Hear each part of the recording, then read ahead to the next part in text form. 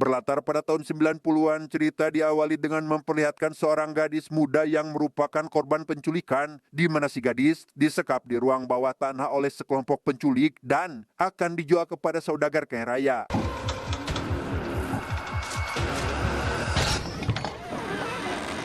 Dengan menggunakan sebongkah batu tajam, si gadis pun berhasil melepaskan tali yang mengikat kedua tangan dan kakinya. Di waktu yang sama, datanglah salah satu anggota penculik bernama Ling yang bermaksud akan memberinya sarapan dan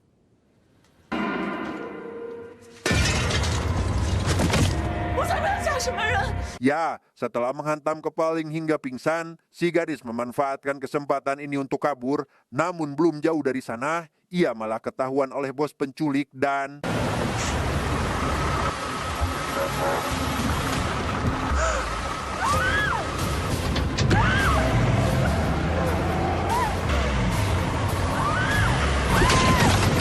setelah menghabisi gadis tersebut, si bos yang bernama Chuang pun langsung menguburkan jasadnya dengan ditemani oleh sang istri yaitu Ling. Dengan fakta bahwa si gadis sudah tidak lagi bernilai, ia mau tak mau harus mengcancel pesanan si saudagar dan akan menemuinya secara langsung untuk menyampaikan permohonan maaf.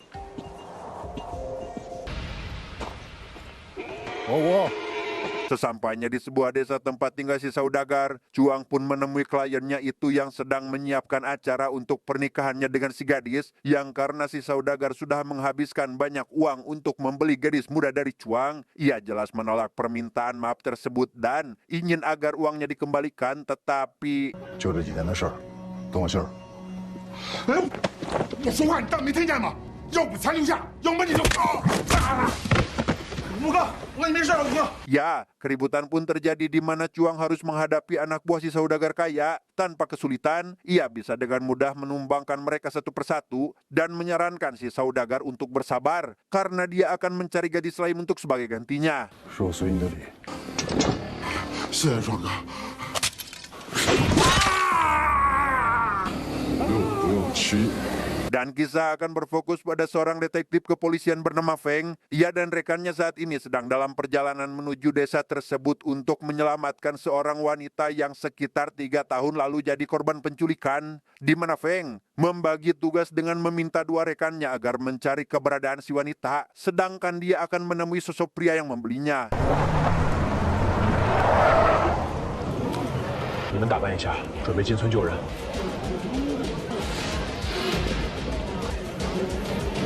Berlokasi di sebuah tempat perjudian, Feng menemui seorang pria bernama Liu yang sebenarnya sudah jadi suami sah dari si wanita korban penculikan, karena pada dasarnya Chuang menculik para gadis muda bukan untuk menjual organ dalamnya, tapi dinikahkan secara paksa dengan klien yang menginginkannya. 牌就先别打了，跟我回趟局里。 Karena Liu menolak kooperatif saat diajak pergi ke kantor polisi, Feng pun tidak mempunyai pilihan lain kecuali harus menggunakan cara kekerasan dan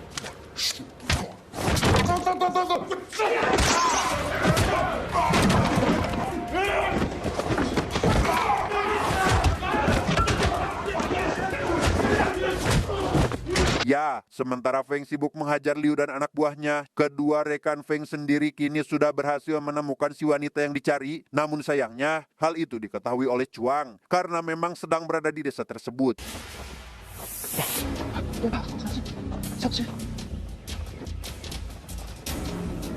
Alhasil, kedua rekan Feng pun dicegat oleh para warga yang mendapat kabar jika istri Liu akan dibawa pergi oleh orang asing. Liu yang juga mendengar kabar itu langsung ikut berkumpul dengan para warga karena secara teknis si wanita sudah jadi istri sahnya. Namun karena Feng mengancam akan memenjarakan mereka yang berani mengganggu operasi kepolisian, Liu dan para warga pun tidak bisa berbuat apa-apa lagi. 你们想干什么？让开！让开！让开！ Tepat saat Feng Ches akan pergi, Liu ditemui Chuang yang mengatakan jika dia tidak becus jadi suami karena membiarkan istrinya sendiri dibawa pergi, yang mana hal itu membuat Liu berubah pikiran dan langsung menghasut para warga agar membantunya dalam merebut kembali si wanita tersebut.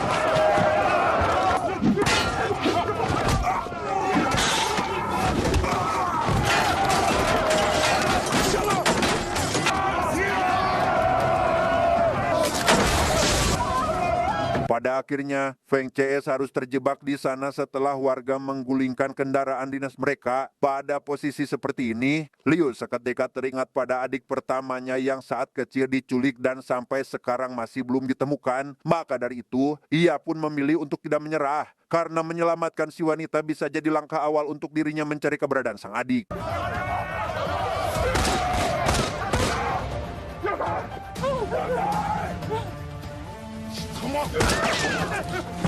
Dan ya, Feng pun terpaksa melepaskan beberapa tembakan ke udara guna menghentikan aksi warga. Namun yang terjadi selanjutnya, si wanita tiba-tiba menolak ikut dengan Feng karena tidak ingin pergi tanpa membawa anaknya.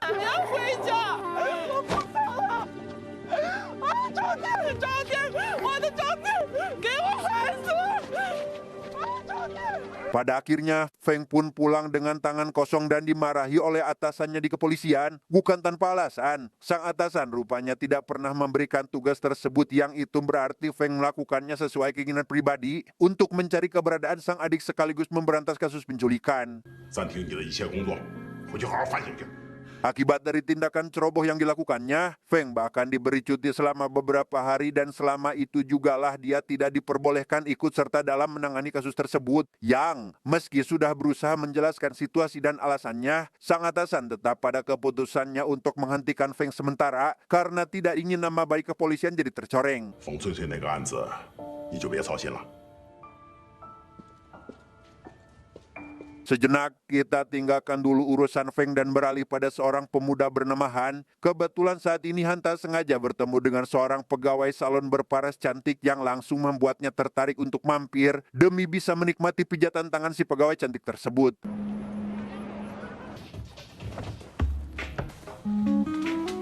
Karena baru pertama kali datang ke tempat seperti ini, Han dengan polosnya menanyakan harga dan sempat ingin pulang saat mengetahuinya. Mendengar jika rumah Han tidak jauh dari tempat ini, si pegawai pun mengaku tidak keberatan jika ingin main di rumahnya, bahkan sampai rela memberikan potongan diskon 50%.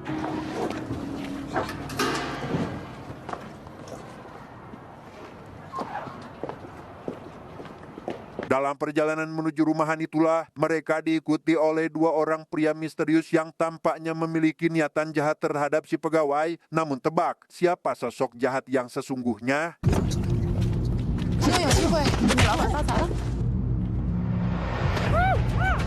Ya, tidak seperti penampilan yang cupu, Han ini ternyata merupakan salah satu anak buah Cuang, yang itu berarti dia adalah bagian kelompok penculik, sehingga kini celakalah si pegawai karena telah masuk ke dalam jebakannya.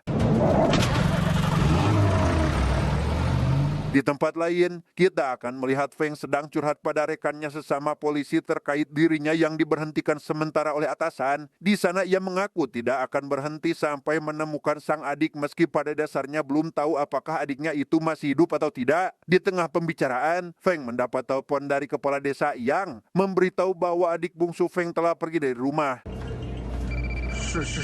这什么时候发生的事情？ Ternyata si adik bungsu yang bernama kita panggil saja Yuli bekerja jadi pelayan di sebuah klub malam dan kini sedang mendapat perlakuan tak senonoh dari salah seorang tamu. Mengetahui hal itu, pemilik klub malam yang bernama Hong pun langsung menemui si tamu untuk memintanya agar jangan berbuat seenaknya di tempat ini. 你他妈谁呀你？老板， 美女老板。 Alih-alih meminta maaf, si tamu justru makin berlagak tidak sopan dengan meminta Hong agar meminum minuman yang dicampuri air jigong sehingga...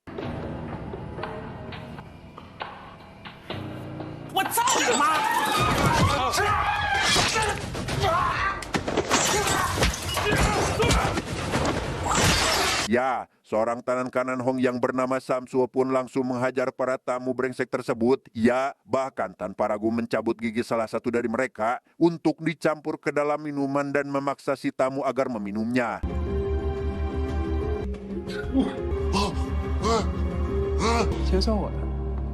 Beres dengan tamu tersebut, Nyonya Hong memanggil Yuli ke ruangan untuk ditanyai perihal kenapa dia menolak keinginan si tamu barusan. Sambil merengek ingin pulang, Yuli menjelaskan jika dirinya tidak mau jadi mainan pria hidung belang dan mengambil keputusan untuk resign tanpa mengharapkan gaji. 我真的干不了，我想回家。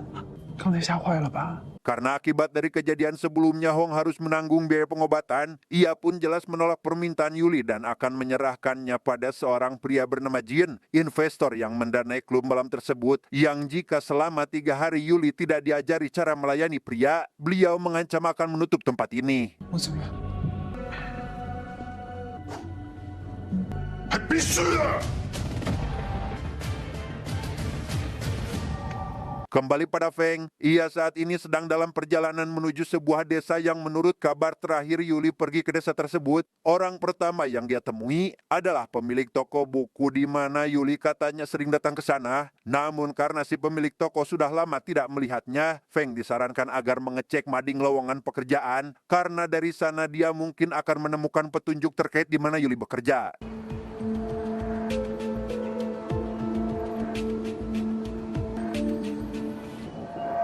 Masih di desa yang sama, Han bersama rekannya yang bernama Erkui kini menyekap si pegawai di sebuah ruangan bersama para korban penculikan lain. Berbeda kepribadian dengan Han yang tampak kalem dan memiliki adab menjaga kehormatan wanita, Erkui ini lebih ke arah gampang emosian dan terkadang suka melecehkan para korban. Bahkan yang lebih parahnya lagi sering melakukan tindak kekerasan fisik. 早了，你啥时候来的？ 咋了？耽误你办大事儿了？耽误你办大事儿啊？ 你咋告诉我，吓我一跳，这不是那啥了？ Beruntung Ling datang tepat waktu yang membuat Erkui tidak jadi melakukan aksi bejatnya. Setelah mengusir Erkui dari dalam ruangan, sesama wanita Ling pun menyarankan si pegawai agar bersikap kooperatif karena selama tidak melawan atau berusaha kabur, maka semuanya akan baik-baik saja. Di mana Ling juga menceritakan tentang dirinya yang ternyata juga merupakan korban penculikan, bahkan telah terpisah dari keluarganya sejak masih kanak-kanak. 我呀，从小就被人拐卖，被逼着到大街上要饭吃，谁把咱们当人看呀？ Sementara itu, Han dan rekannya pergi ke sebuah warung makan dan di sana Han curhat terkait Yuli yang ternyata mereka sudah saling kenal. Sejak pertama kali bertemu, ia jujur langsung jatuh cinta terhadap gadis tersebut. Bahkan sampai sekarang Han masih menyimpan buku pemberian dari Yuli. 你要喜欢这本书的话，要不就你先看吧。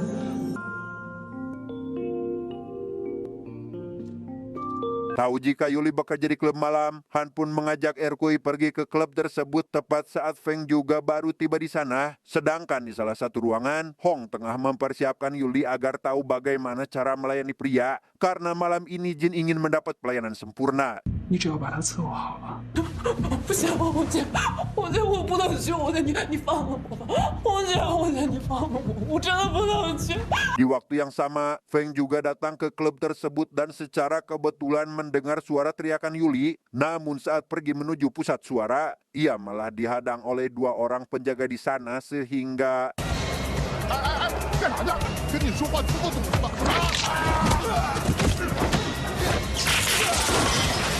Dan ya, keributan pun terjadi di mana Feng seorang diri harus menghadapi puluhan anak buah Hong. Memanfaatkan kesempatan ini, Han dengan cepat pergi ke ruangan tempat Yuli berada untuk membawanya kabur dari sana. 快，里面有人啊！什么？ Feng sendiri kini masih sibuk menghadapi anak buah Nyonya Hong hingga pada puncaknya ia harus berhadapan dengan Samso selaku orang terkuat di sana. Di mana Feng bisa dengan mudah mengalahkan pria itu, namun tak sempat untuk menyelamatkan adiknya yang dibawa pergi.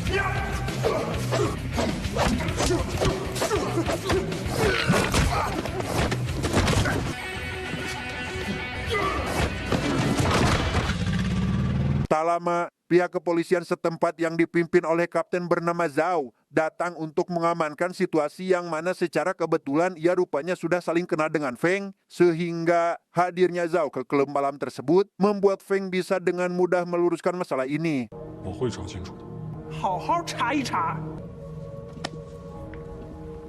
Karena Zhao penasaran dengan alasan kenapa Feng jauh-jauh datang ke kota ini, Feng pun lekas menceritakan terkait adiknya yang pergi dari rumah dan barusan telah dibawa pergi oleh 2 orang pria tak dikenal. Sebagai teman yang baik, Zhao bersedia untuk membantu dalam melakukan pencarian, sekalian menangkap para pelaku penculikan tersebut. 有什么消息，我及时通知你。Sementara Hong dimarahi oleh Jin dan diberi waktu 2 hari untuk membawa Yuli ke hadapannya, Yuli sendiri kini baru tersadar dari pingsan dan memutuskan untuk langsung pulang. Namun, baru saja akan keluar dari sana, keberadaannya di sana malah diketahui Ling, yang tentu saja tidak akan membiarkannya pergi.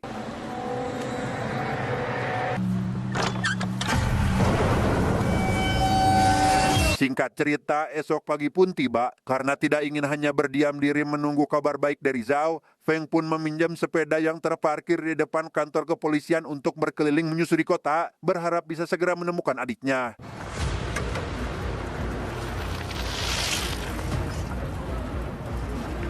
Di waktu yang sama, Ling dan para rekannya sesama penculik kini mulai dibuat panik karena hampir semua saluran berita ramai membicarakan terkait kasus penculikan. Hingga tak lama, mereka mendengar suara ketukan pintu sehingga Ling meminta Han dan Erkui agar bersembunyi di dalam ruangan tempat para korban disembunyikan, sedangkan ia akan melihat keluar untuk memastikan siapa yang datang.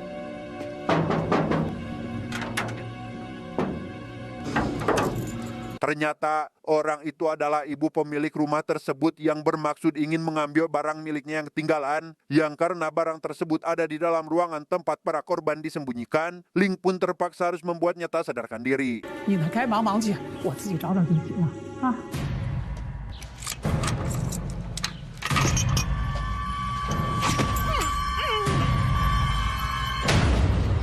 Beres menangani beliau, Ling pun harus dibuat emosi saat melihat Erkui memperlakukan si pegawai dengan cara kasar. Mendengar dari Yuli jika si pegawai dari semalam mengalami demam tinggi, ia pun sempat akan pergi ke apotek untuk membeli obat, namun tidak jadi pergi karena mendapat saran untuk dikompres saja. 这得脱衣服呢，他们两个再不合适。我去吧。我也去，等我一会儿。你俩快去快回啊！ Karena pria tidak disarankan untuk melihat, Han dan Erkui memutuskan pergi ke warung Padang untuk membeli nasi bungkus. Saat masih menunggu pemilik warung menyiapkan pesanannya, mereka ditemui oleh Samsul yang membawa seabrek pasukan dan... 那女孩呢？什么女孩？别他妈瞎说啊！操！干他！ Ya, keributan terjadi karena Han menolak memberitahu Samsul terkait di mana Yuli saat ini. Dalam situasi terdesak, Feng tanpa diduga datang untuk membantu karena dia ingin menemui Han untuk menanyakan keberadaan adiknya. 小芳呢？你他妈要谁呀？我是他哥。我操！ Untuk kedua kalinya, Feng pun harus berhadapan dengan Samsul yang jelas-jelas dengan mudah dikalahkan, tetapi...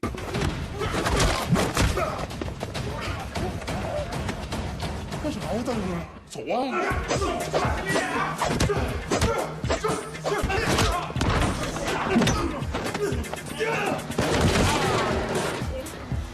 快，跟我走！去哪儿？公安局。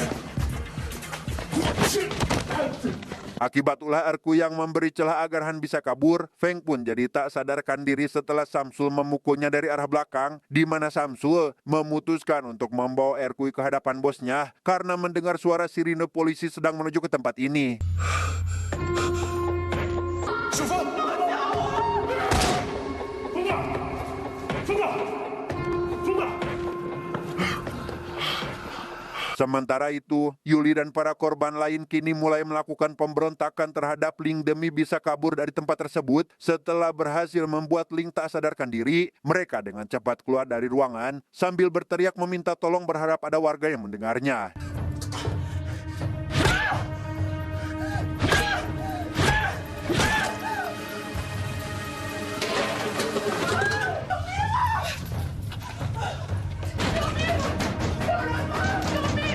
Karena tidak ada satupun warga di sekitaran lokasi, si pegawai pun berinisiatif dengan akan naik tembok duluan agar nantinya bisa membantu Yuli CS. Namun, alih-alih membantu, si pegawai justru pergi begitu saja saat melihat ada mobil datang, tanpa sadar jika pengendara mobil itu adalah Chuang.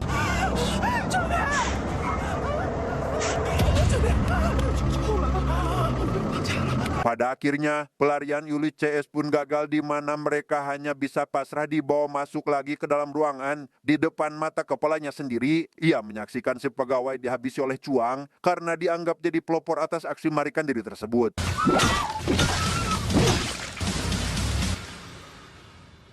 Tak berselang lama, Han akhirnya sampai di rumah dan langsung memberitahu Chuang terkait Erku yang disandra. Di sana ia jujur tentang Yuli yang merupakan pegawai klub malam dan ia sengaja membawanya ke tempat ini untuk menyelamatkan gadis itu dari Hong yang ingin menjadikan Yuli bahan pemuas nafsu pria hidung belang.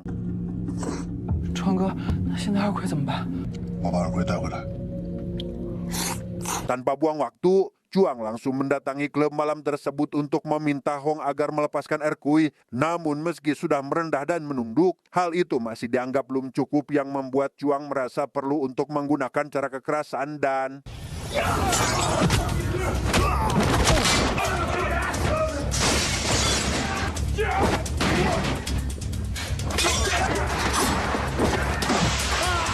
Ya, Chuang pun menghajar satu persatu anak buah Hong dengan sangat brutal. Beres menghajar para kroco, ia kali ini harus berhadapan dengan Samsul yang cukup membuatnya sedikit kesulitan.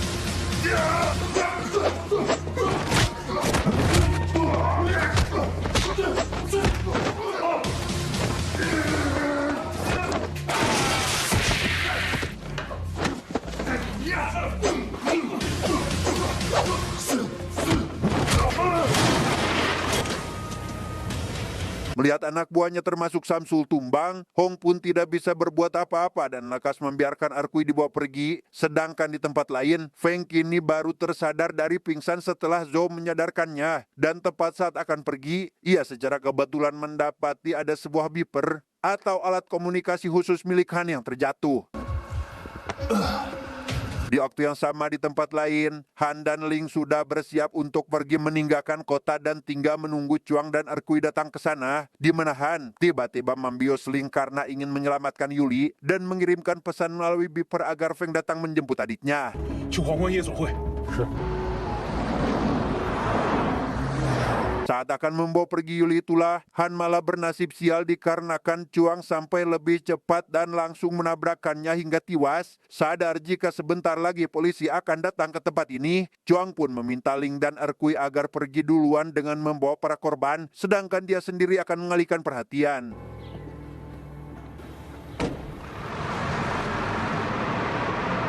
Karena Yuli tidak ada di klub malam, Feng pun pergi dari sana setelah mendengar kabar adanya mobil truk barang mencurigakan. Di tengah aksi kejar-kejaran yang masih berlangsung, ia menyadari jika truk tersebut kosong dan lekas melaporkannya pada Zhao agar segera mencari kendaraan lain yang membawa para korban. 前后我收到了，你注意安全。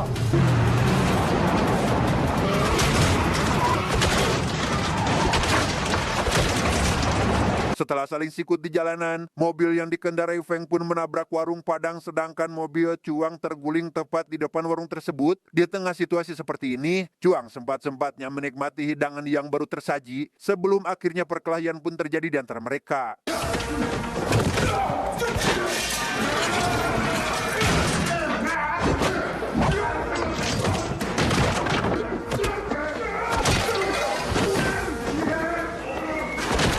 Untuk pertama kalinya, Feng baru menemukan lawan bertarung yang cukup tangguh, begitu pula sebaliknya. Tapi meski demikian, ia tetap lebih unggul dan berhasil mengalahkan Chuang sampai-sampai nyaris menghilangkan nyawa pria tersebut.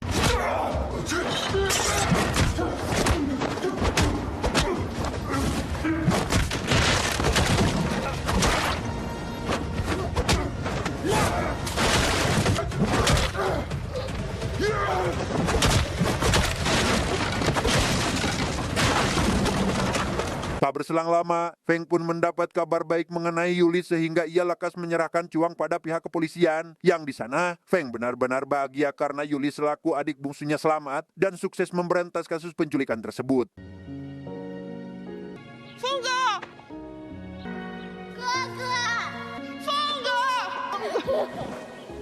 Beberapa hari kemudian setelah Feng kembali mendapat izin untuk berdinas, ia mendapat kabar baik lain yaitu tentang adik pertamanya yang sejak kecil diculik. Selama Feng diberi cuti sementara, sang atasan rupanya telah menyelidiki kasus adiknya yang hilang dan mengkonfirmasi jika adik Feng masih hidup.